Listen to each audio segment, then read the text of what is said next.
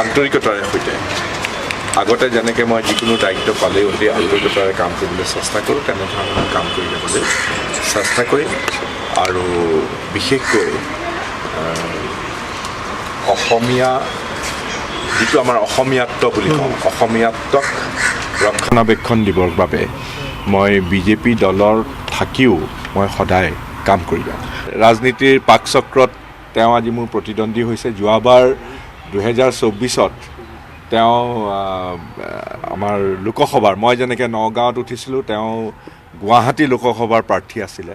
আৰু তেতিয়া মই তেওঁৰ হৈও নিৰ্বাচনী প্ৰচাৰ চলাইছিলোঁ। আজি কাকতালীয়ভাৱে আজি এনেকুৱা ধৰণৰ অপ্ৰত্যাশিত পাকঘৰণিত আজি মই তেওঁৰ প্ৰতিদ্বন্দ্বী হৈ থিয় দিম দিছপুৰত। ইতিমধ্যে তেওঁ বিশুদ্ধাৰ মোৰ প্ৰতি কৰিছে।